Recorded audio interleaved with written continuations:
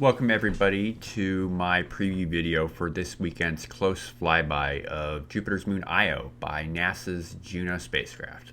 I am very excited about this flyby. I think you could say that I've been waiting for this, whether I knew it or not, for about 22 years. This is the first close flyby of Io in nearly 22 years. And of course now I got it. Crossing all fingers, knocking on all the wood.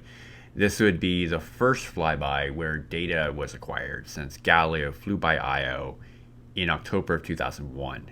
And that was way back when I was a senior in high school, and I am a 40-year-old man now. And oddly enough, back to that flyby actually helped plan a little bit. I worked with the SSI team over the summer before that encounter.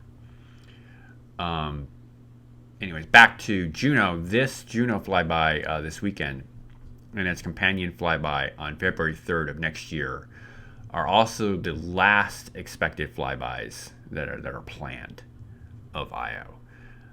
Juno's, got those two, and then it'll progressively, its passes by Io will get further and further away before the end of its mission at the end of 2025.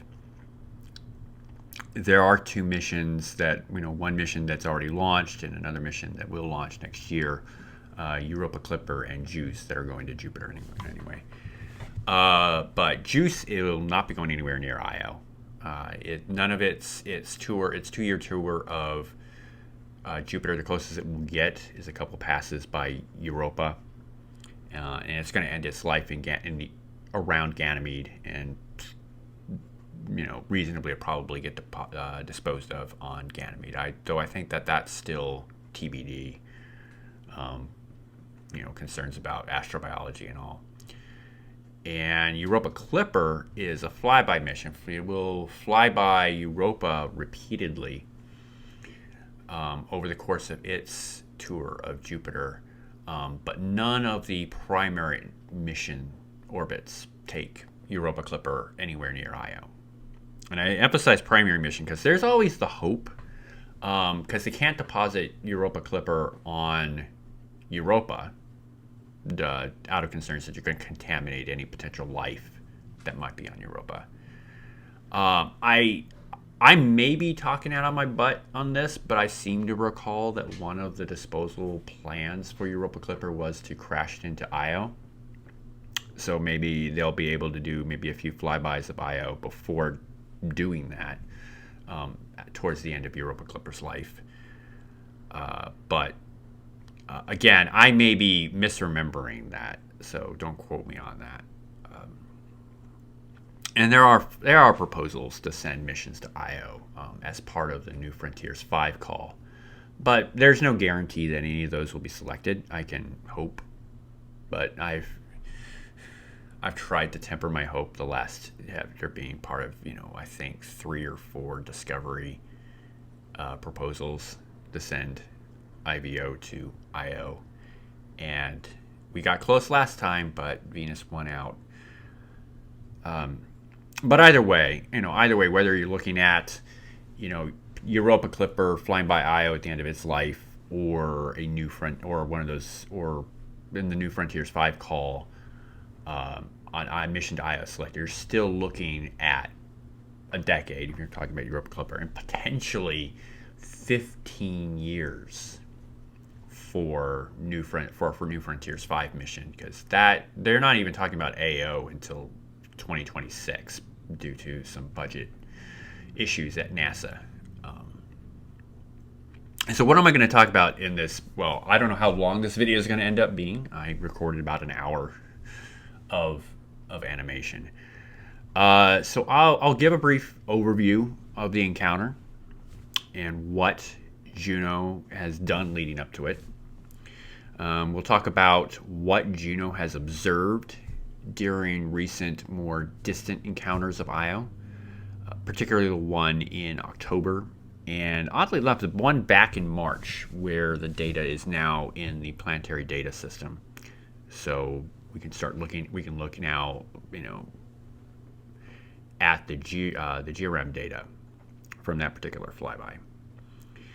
We'll also talk about the science that Juno performed during this encounter. We'll kind of give an overview of the different instruments. There are many more instruments than I normally talk about on most of these videos, mostly because there's a lot more, now that we're a lot closer to I/O, there's a lot more instruments that are involved.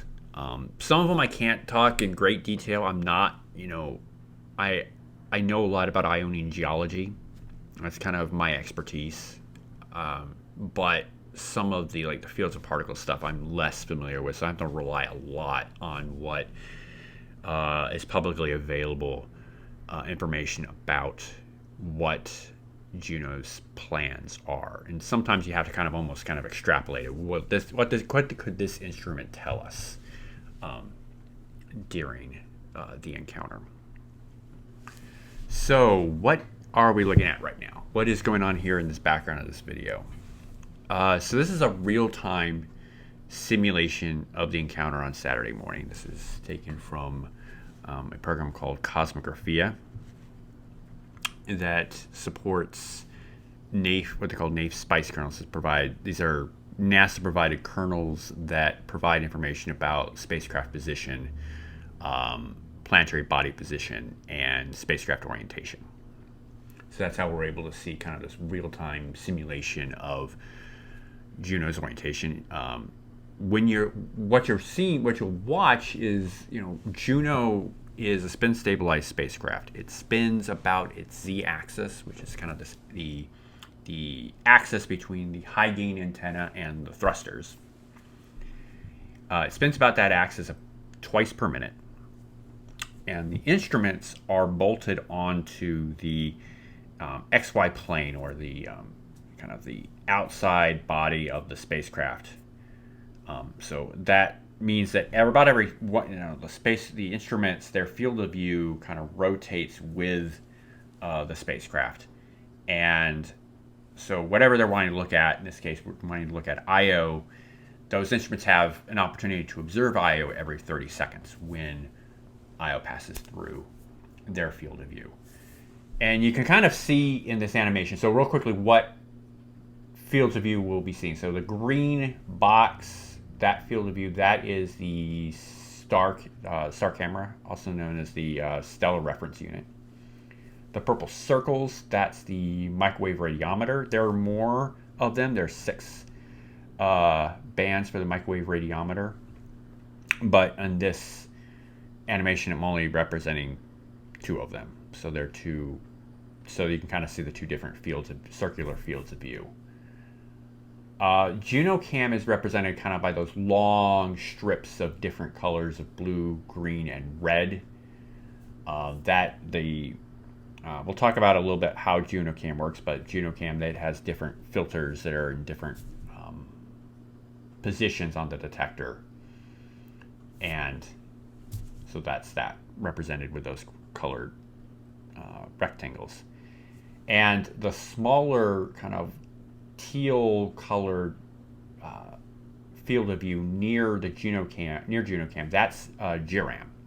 That's the infrared spectrometer and imager on board Juno. So again, you'll see it rotate every 30 seconds. That doesn't mean that those instruments will be taking data every 30 seconds. Some do, like JIRAM and the microwave radiometer. Some, like JunoCam, there are other factors that limit how quickly they can take data. Things like data volume. There is not we don't have a broadband pipe going between Jupiter and Earth, so there's a limit to how much data you can get back from the spacecraft. At that distance, there's also how quickly that data can be transferred from the instrument to the spacecraft's internal memory. So those kind of factors can kind of limit how much you're going to get. So, for example, JunoCam, it can only take data every minute, I think, is the max it can really do. The star camera, I think they're only planning to take 1 image this entire flyby.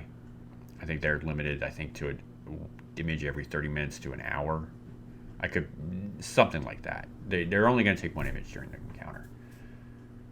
And so we'll highlight when we get there where they're likely to image. The flyby on Juno Orbit 57 will take place on Saturday, December 30th, 2023 at 8:36 UTC, or around 1:36 Mountain Standard Time here in Tucson. So it kind of explains why this isn't a Twitch stream. I don't want to stay up that late. The flyby will be at an altitude of 1,500 kilometers or 932 miles. So to kind of provide a bit of a comparison to some of the recent flybys that Juno's performed at other satellites, in 2021, Juno flew by Ganymede at a little over 1,000 kilometers altitude. And then last year, Juno flew by Europa at 300 kilometers altitude. So it's a little bit, so it's further away. And it's also further away than some of the flybys that Galileo performed back in the late 90s and early 2000s. So kind of this is kind of what is Juno flying over. So this is a map of the ground tracks for both this encounter, the encounter that's on the 30th, as well as the other encounters that Juno is performing, where its closest approach altitude is under 30,000 kilometers. So that's kind of the one in July, another that was in October. You got this flyby, the one in February, and then two more next year. So the upcoming flyby, it's kind of mostly on the right side of this map. It starts out over Io's leading hemisphere at night, so kind of the dark purple colors, and then it sweeps north to the closest approach point, which is going to be at 63 degrees north, 94 degrees west. So that places it over Calibes Reggio, and that closest approach again right over Io's night side. So this is not a day side encounter. And then it kind of will continue right on this plot before leaving Io on kind of over on the daylit trailing hemisphere. So this flyby is the culmination of a series of encounters Juno has performed since April of last year that have brought it progressively closer to Io. This series is helped by the fact that Juno's orbital period is in a resonance with Io's, where Io orbits Jupiter 43 times in the time that Juno orbits Jupiter twice. So that brings the spacecraft close to Io every other orbit. And it's also helped by the fact that Juno's orbit is precessing, so that its closest approach point to Jupiter gets progressively further north. So Juno is flying by Io near its ascending node as it gets closer to Jupiter with every orbit. I think by the end of the mission, it's going to be within or near the ring plane of Jupiter, and obviously the descending node, on where Juno will cross below the ring plane and the orbital plane of the satellites, is progressively getting further and further away from Jupiter. So these flybys have provided crucial information on the state of Io's volcanic activity and the geology of Io's North Polar region. So let's take a look at some of the data from recent encounters. On October 15th, Juno flew by Io at a distance of 11,600 kilometers. JunoCam acquired 19 images of Io, with some images having a resolution between 8 and 10 kilometers, or 5 to 6 miles per pixel. These are the best images of Io taken since that Galileo flyby back in October of 2001. They provide our best view so far of Io's North Polar region, except of course for the images planned for Saturday's flyby, and provide additional details on several surface changes. So what you're looking at here, this is an animation of 15 of the images taken of Io during the encounter, covering a roughly 40-minute period. The images start out as a crescent with Juno over Io's anti-Jovian hemisphere before Juno swoops down over Io's north polar region, then exiting out over Io's sunlit trailing hemisphere. These images provide fantastic detail of Io's north polar region and its geology. This area is dominated by several mountains, some seen for the first time by Juno. By measuring the length of the shadows cast by these mountains, we can estimate their height. In one case, a mountain was found to be 7,400 meters, or 24,000 feet tall, challenging some of the tallest mountains on Earth. But on Io, that's actually not particularly unusual. The tallest mountain on Io is Busale Montes, and that tops out at 18,000 meters, or 59,000 feet tall. That's about 20,000 feet more than Mount Everest. Some of the other mountains seen in the polar region are also pretty typical for Io, ranging between 1,000 and 5,000 meters tall. Their shapes are similar to others we've seen on Io, which are formed not from Io's volcanic activity, but from tectonic stresses in its crust, caused by just all this material just being dumped and continue on Io fairly continuously and burying the crust deeper and deeper until eventually you push out whole crustal blocks.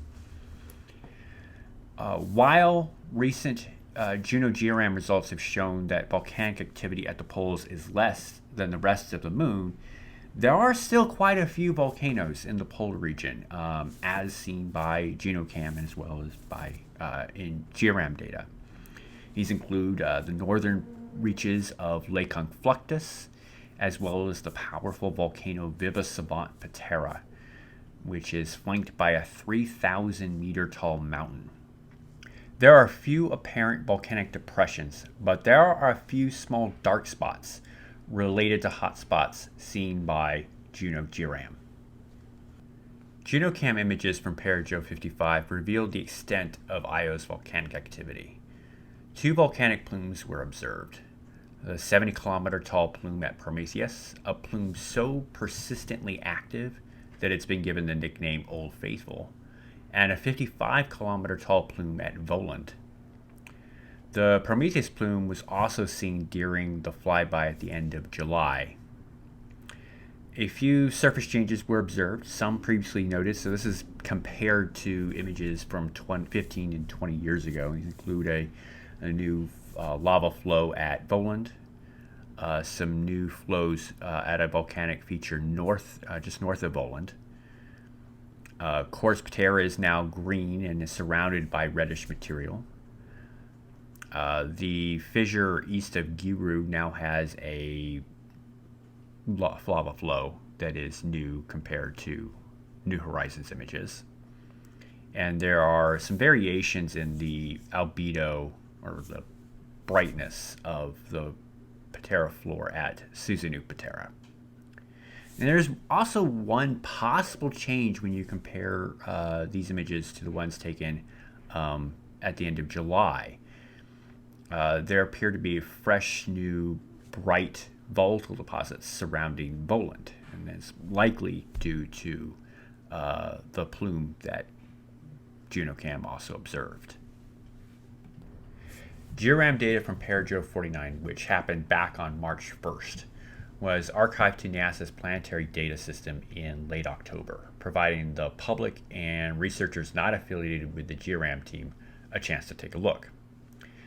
So back in PJ44 last summer, the motion compensation mirror within JIRAM became stuck.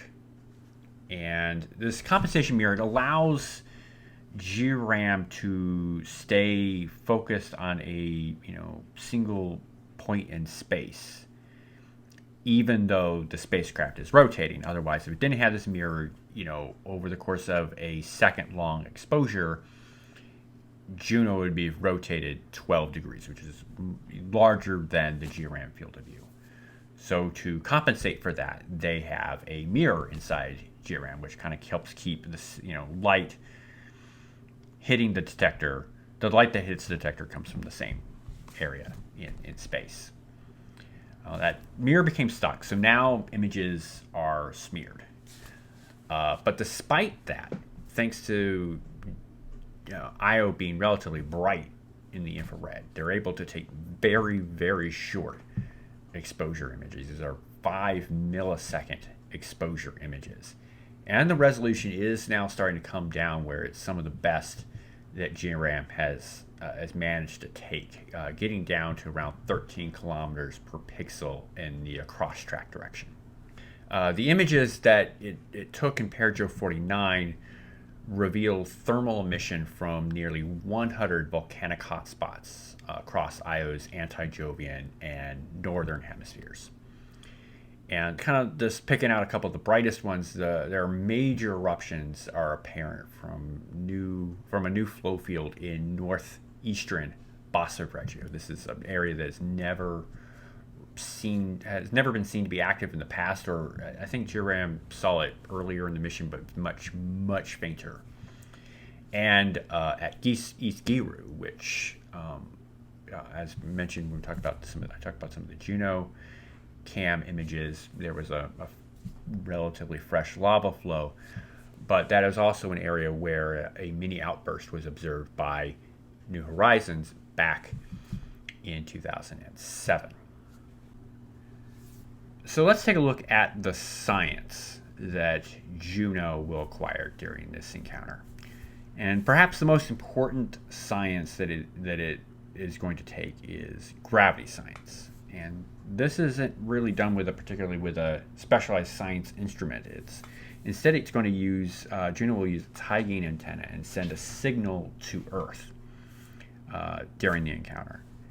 And the variations in the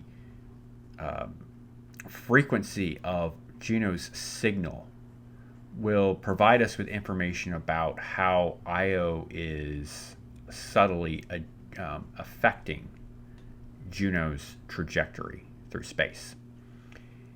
And those variations are the result of internal variations in Io's own gravity field.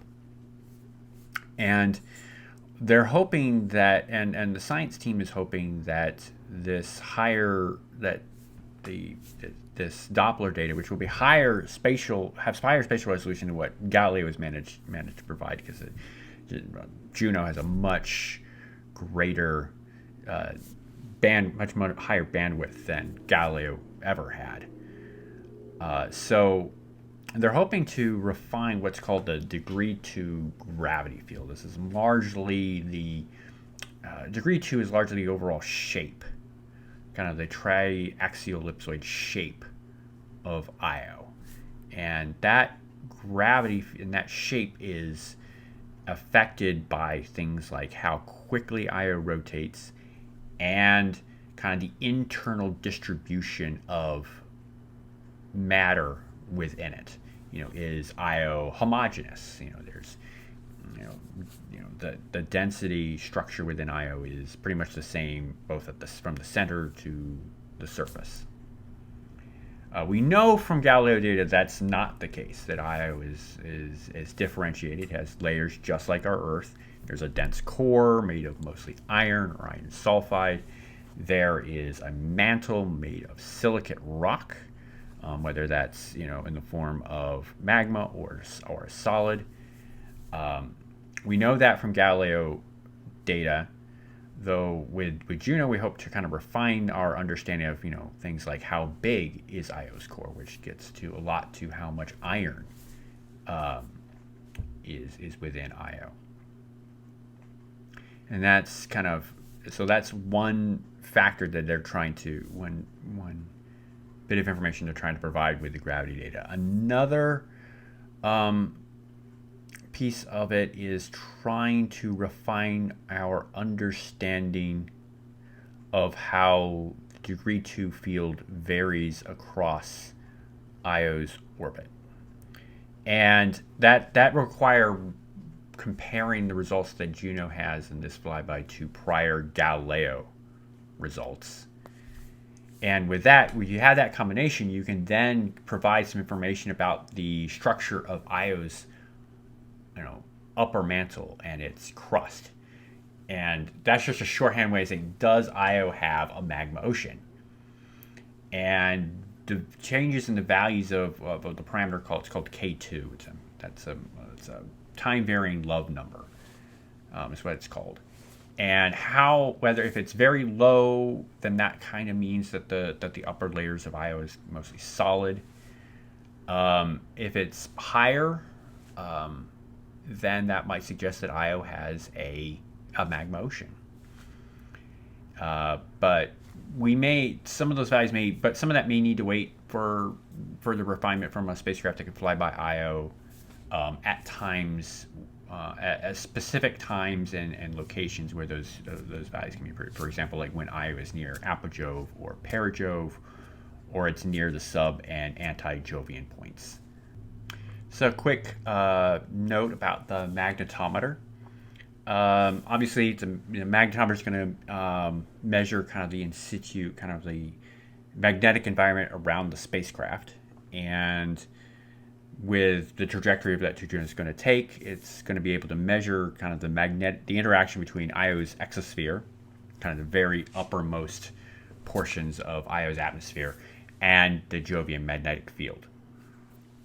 One question that obviously a lot of people want to answer is, does Io have a magnetic field? And from Galileo data, it would appear that Io doesn't have an internal magnetic field. And the altitude at which Juno is flying by Io, it doesn't seem like it would be close enough to measure. If there is one, it probably might be pretty weak, so it'd have to be a little bit closer to Io.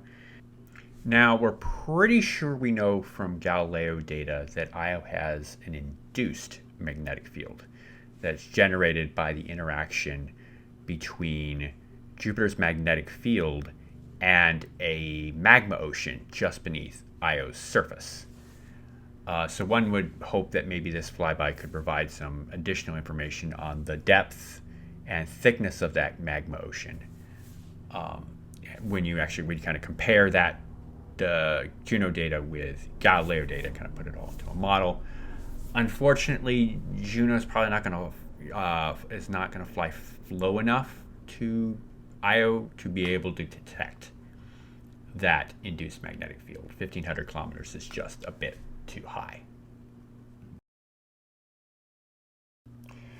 We're starting to get a bit closer to Io now. We're about 2 minutes out from closest approach, so I think it's time to pause the discussion about science, the science that Juno will acquire during this pass, and talk more specifically about the observations that Juno will take with its various instruments. Again, this animation, you can see the fields of view passing through as Juno rotates. For example, there's the microwave radiometer, at least two of the footprints of two of the detectors of the microwave radiometer. There's JunoCam and JIRAM. JunoCam not quite yet taking images. We're a little under a minute and a half now. There's the stellar reference unit. It's going to take one image during this pass. The microwave radiometer again, now getting a little bit more of Io in its circular fields of view, measuring Io's temperature both at the surface and at depth. And there is JIRAM capturing its first image of Io's surface, looking at volcanoes south of Gishbar, Patera. A stellar reference unit again.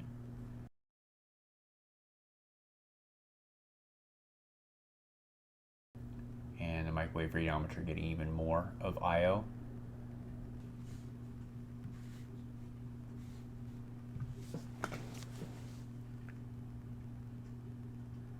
There's JIRAM imaging an area north of Gishbar, Patera.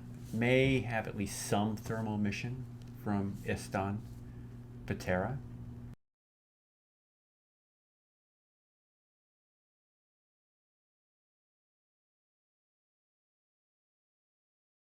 There's the microwave radiometer getting the larger field of view now entirely on Io, getting temperatures near a cluster of volcanoes around Zolpatera. And there's the closest approach of Io at an altitude of 15 kilometers immediately, and immediately afterwards, JIRAM imaging portions of the Tonatia flow field. And there's the one image that to be taken by the SRU, hopefully covering the Tonatia flow field in its entirety. And the microwave radiometer, also looking at Tonatia. I have to say, with the SRU field of view, that's kind of my hope. Anyways, there's JIRAM imaging the side of a mountain on Io's night side, so that may not look like much. And the SRU is now finished for this encounter, or it may taking an image there if I'm unlucky. A microwave radiometer with another swath.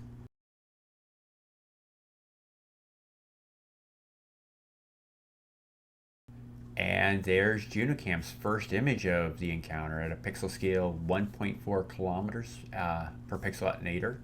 This provides our highest resolution view of Io's North Polar region. You can see the footprints of the 14 or so JunoCam framelets it takes to cover Io from horizon to horizon. And there's the microwave radiometer imaging a portion of the polar region.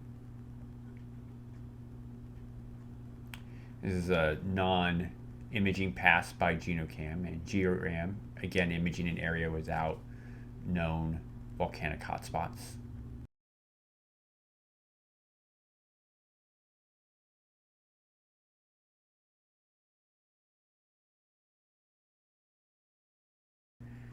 Microwave radiometer here, getting a nice swath across Io's North Pole. And there's the second of JunoCam's observations of Io at 2.2 kilometers per pixel. And this provides our best view of Loki. It's the horseshoe-shaped volcano, kind of at upper left.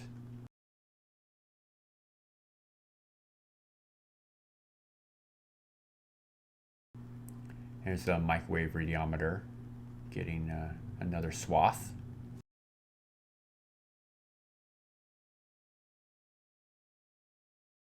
This is a non-imaging pass for JunoCam. Well, JIRAM acquires an image near Knicha-Patera. This is a relatively large patera with two separate dark thermally active areas on its southern margin. And we don't know whether those are lava lakes or lava flows, and hopefully that's something JIRAM can answer. It's another microwave radiometer pass now of Io's day side. So here's the third of JunoCam's images, now at 3.2 kilometers per pixel. Daedalus Patera is now visible near the limb. JIRAM images can image portions of Amaterasu, which is a large lava lake, hopefully, anyway. It's another microwave radiometer swath.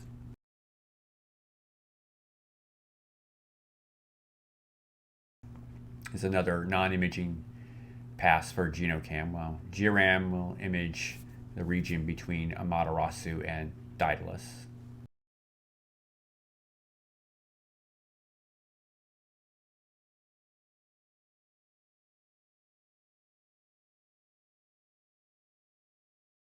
Here's another microwave radiometer swath. We're starting to pass from its field of view. Here is JunoCam's fourth image, now at 4.3 kilometers per pixel, with JIRAM imaging Daedalus Patera.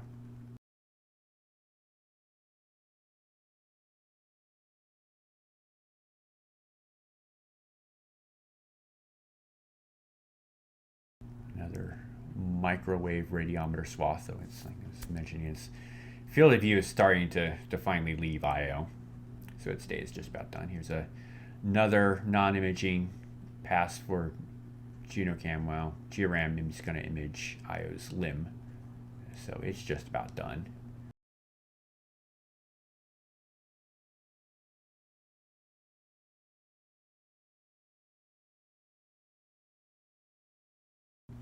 another microwave radiometer pass.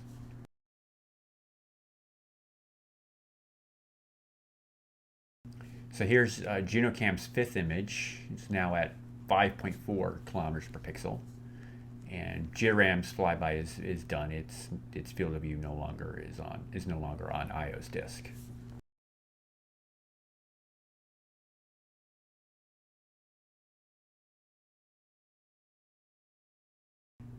Another microwave radiometer swath.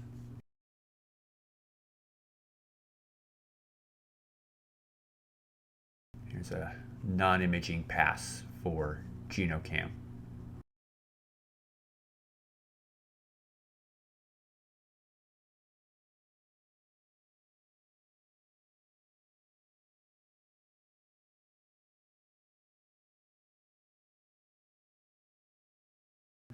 Microwave radiometers is just about done. Its smaller channel is now pretty much fully off of IO. And here is JunoCam's sixth image, now at 6.6 kilometers per pixel. Now there are possibly more images after this, or it might be fewer images than this. Don't completely know. But this is the last of the swaths that this animation will simulate. So we're gonna now get back to talking about the science that Juno has planned for this flyby. The microwave radiometer in this animation is represented by the purple field of views, and as I mentioned in the fly during the middle of the encounter, there are actually 6 detectors for the microwave radiometer that cover a wavelength between 1 and 50 centimeters in the microwave region of the electromagnetic spectrum. But for the purposes of the animation, I'm only showing 2 of them just to kind of simplify things a little bit. So the microwave radiometer on Jupiter is designed to look at the structure of Jupiter's atmosphere kind of in the upper few hundred kilometers of that atmosphere, kind of by looking at the temperature and the brightness of Jupiter at various depths. For Io, the microwave radiometer will be doing something similar, except it's only going to measure kind of the upper few centimeters of Io's surface, looking at various depths. And it's still enough to tell us a bit of information about Io's background temperature. So we're not looking at volcanoes now. We're looking more at kind of the broad scale temperature variations across its surface, resulting from either from kind of passive internal heat flow, and kind of asking the question, are Io's poles really anomalously warm? Kind of a result that Galileo had, and also looking at how Io's surface, kind of the very upper surface, how it responds to cooling or warming up by the sun, kind of thermal inertia. Does that differ with depth? How fast does the thermal wave propagate down into the surface? Those are kind of the kinds of questions that the microwave radiometer will be able to answer, and that will be very useful information for understanding kind of just that very upper few centimeters of Io's surface. The stellar reference unit on Juno is primarily designed to track stars to help orient Juno in space, and it's also used to monitor radiation by tracking radiation hits in its images. It can also be used for science. Now, there are some limitations to it. The SRU is a very sensitive camera. It's designed to image faint targets, so it can't be used to image, for example, Io's sunlit surface, because that would it'd be much bright. It would saturate the detector. You just want to get any information of it. But it can be used to image Io's night side, where it is illuminated by Jupiter shine. So the other limitation on the SRU is it can only be really used once during the encounter. So it's only going to get one image during the entire flyby. And for this animation, I outlined one possible location for a footprint, and it's the one I'm really hoping for, because that will be where the SRU can image a volcano called Tonatia at a resolution of 850 meters per pixel. Tonatia is a brand new eruptive center that formed between 2008 and 2018 and is still active today, though its activity has been decreasing the last few years. We won't get a good image of it with JunoCam. Our best hope for getting a good image, between now and the next time Io is there's a new spacecraft there that can image Io, in 10 years from now. This is our last best hope, and it's going to be noisy. The image is going to be noisy. Tonatia is kind of just near the edge of the area on Io that's illuminated by Jupiter, so it's going to be probably fairly noisy, but that still might be enough. There might be enough light there that we can at least get a general understanding of Tonatia's general morphology, which at the moment can only be determined by looking at its infrared glow in JIRAM data, and we might be missing quite a bit there if we're only looking at that infrared glow. So that's a piece of data that I'm particularly excited to see. So JunoCam is Juno's public relations camera. It is our ability to see Io at visible wavelengths. And it has both a red, green, and blue filters, which you can see in this animation, where you can see the location of those filters on the detector, on its footprint as Juno rotates. The orange one you see, that is the methane filter, which will almost certainly not be used during the Io flyby. Though if they had pretty decent signal to noise, it might be useful for getting lava temperatures if something was particularly active during the flyby. Because it's a public relations camera, unlike a lot of this other data that we're talking about, which public won't see until October, unless it's there's some public release images that are put out sooner than that. JunoCam images will be available publicly a few days after the encounter. It'll depend on kind of playback, and also keep in mind it's a holiday weekend. People at JPL and at Malin Space Science, they deserve a holiday too. So kind of be patient on kind of that data getting. I got to keep telling myself that, to just be patient for data availability. My expectation it'll probably be available on Tuesday, on the 2nd. Another thing to keep in mind. So I'm planning on processing the data when it comes down. So that comes up the second thing to keep in mind. An issue cropped up during the previous orbit that seems to be related to some radiation damage on the camera, where the dynamic range of the detector became noticeably worse.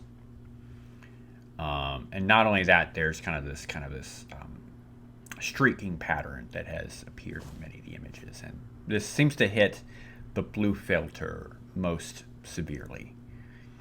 The quality of the data for the red and green filters, assuming it doesn't get worse on this pass, is going to be even deeper in the radiation in the Io's radiation-heavy environment for this encounter. But presuming that it doesn't get any worse, the red and green filters should be fine with a bit of processing. And the color fidelity will likely be reduced compared to prior encounters. There might be some attempt to improve the blue filter, doing some filtering, kind of bringing in some of the high pass data from kind of like the green filter, kind of the fine scale structure, and then kind of bringing in the low pass filtered blue filter, kind of bring in some of the color variations, kind of help too. help to improve that. But that it's going to require a little bit of time than before, than kind of previous encounters where it seemed like I could get an image out within a few hours of the image availability. Plus, they're going to be larger, so it may take a little bit more time. So we've already gone through kind of the cadence of which images are going to be taken by JunoCam. They're going to be taken about once per minute, starting about a little over a minute after closest approach. The best resolution image will be around 1.4 kilometers per pixel, and that image will show the mountains and the volcanoes near Io's North Pole. In the previous image that we had, best image we have of this area was from PJ57, and that was at 6 times worse resolution. In fact, that's the base map I'm using for this graphic is the images from PJ57. So what are we looking to answer with these images? So I should also say there's going to take more images. For the animation I put up, there was going to take 6, but I don't really know how many images it's going to take. Could be more, could be less. I just know that the time at which images where the first image is going to be taken. We have to go from there. So what are some things that we hope to answer with this flyby? So if you look at an image of Io, if you look at some of the images of Io's North Polar region, one thing you'll notice is that a lot of the mountains are surrounded by these bright halos. Part of this, all mountains may have these kind of bright halos around them, but they're particularly distinct in the North Polar region because the North Polar region is generally kind of these reddish-brown plains, so they're much darker than the equatorial region. So the bright halos kind of stand out compared to kind of the much darker surroundings. But the question is, how do those bright halos form?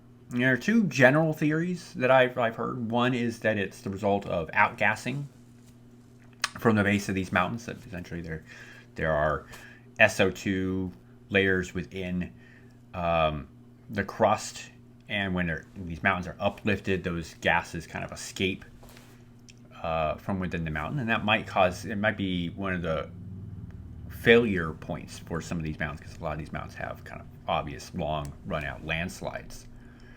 A second possibility is that these are that these bright halos are actually uplifted horizontal SO2 layers. They're kind of just uplifted above the surrounding terrain. So now they kind of stand out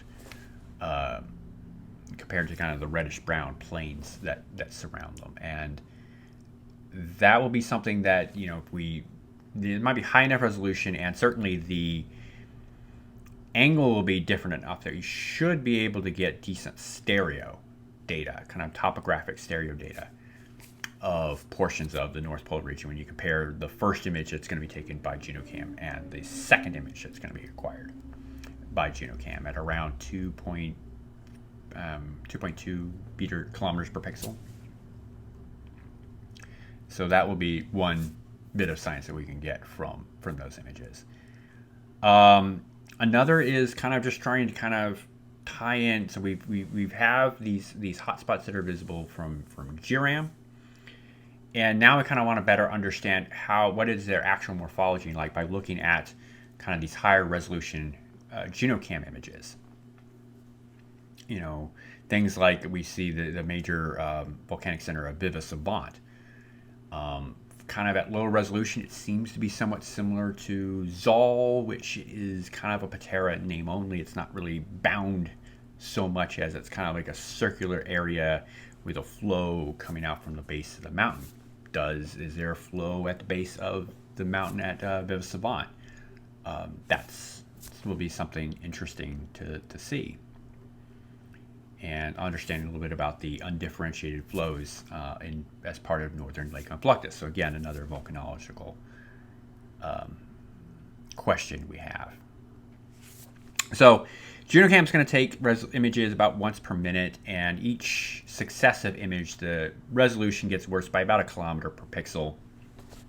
But as we depart Io, so first image is great for looking at the North Pole region, but as we get further away from Io, we'll start to be able to get more features as as we get further away, kind of the horizon starts to spread out below us. We're so close that we're not seeing a full disk of Io. We're only seeing kind of a portion of it. So later images will show features like Loki, Ra.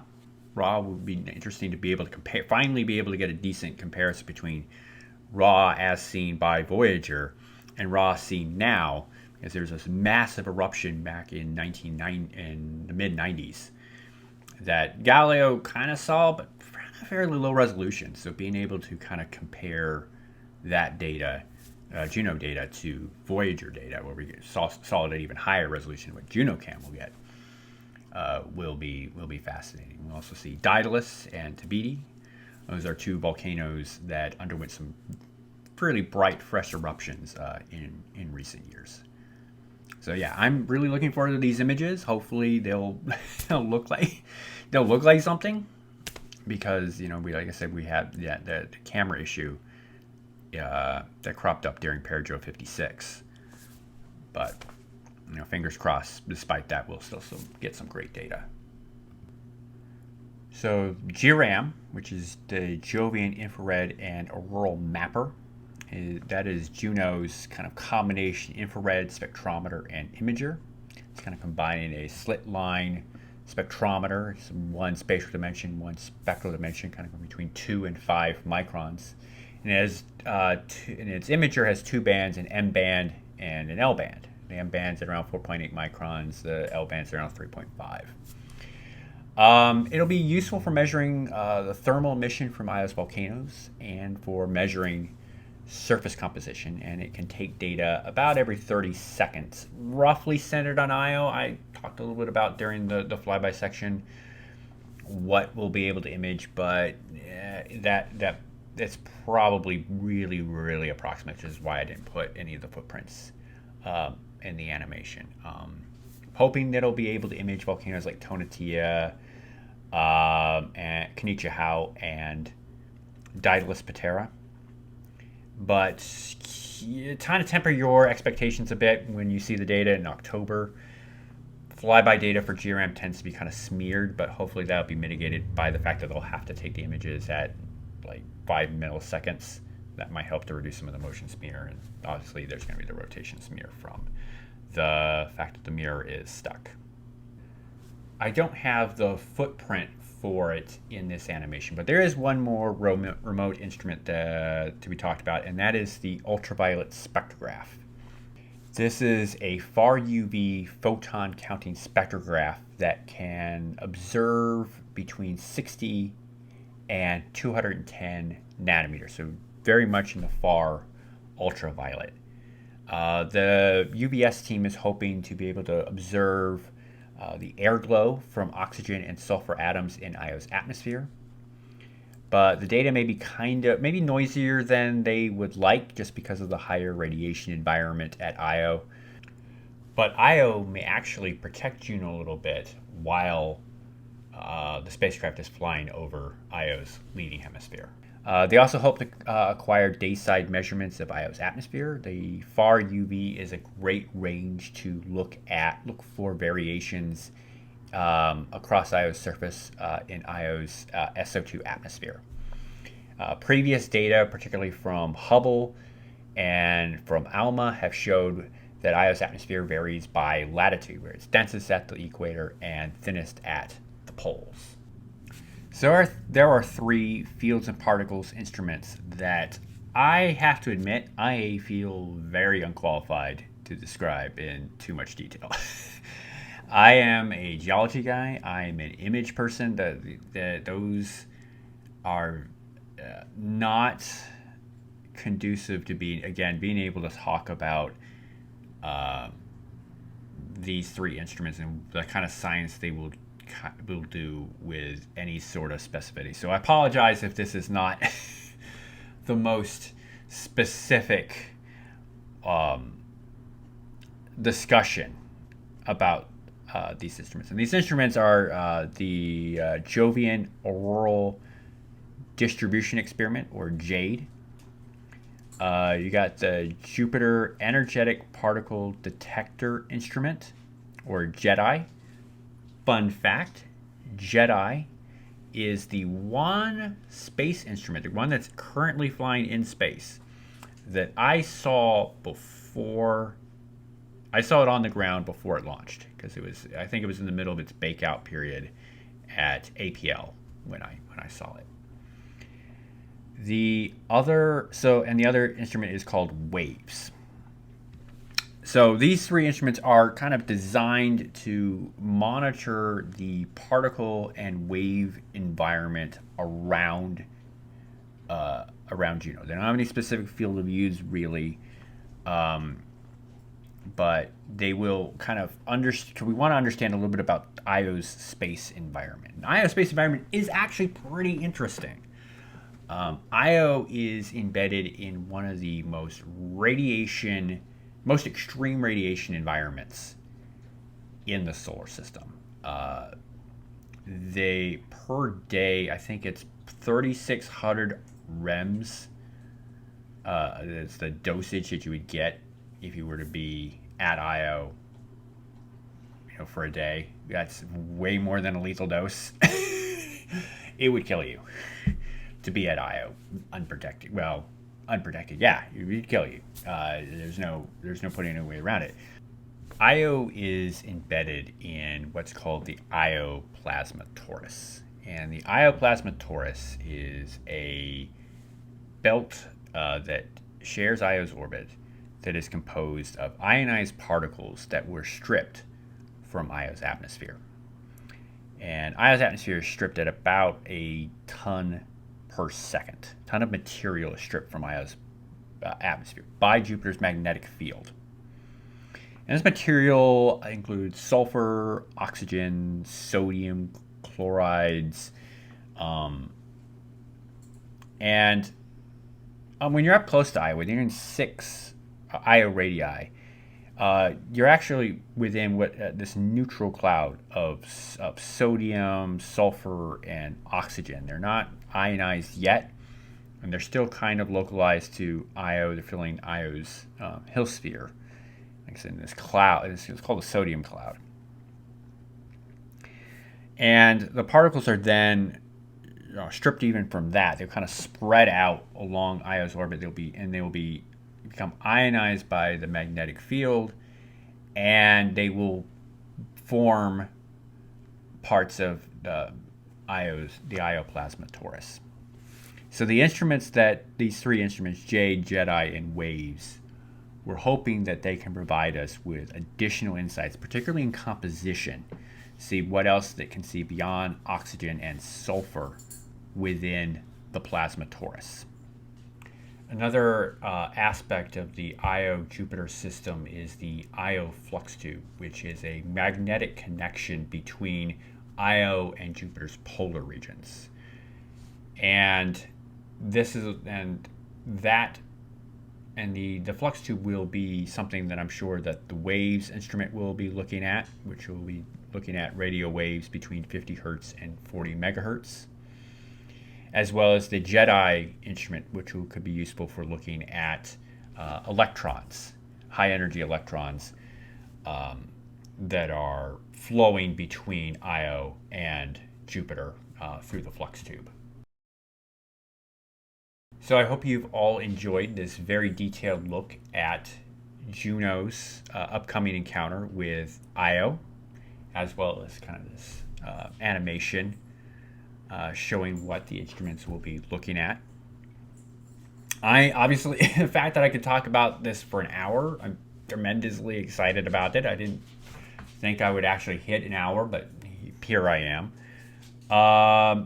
For the next video for Parajo 58, I would not expect it to be an hour. It might be longer than my normal videos because I want to go through what JunoCam actually saw. So it'll be a bit long, but I doubt it's going to be an hour. There's not as... I'll be talking about what JunoCam will actually see during Parajo 58, but a lot of the science will be the same.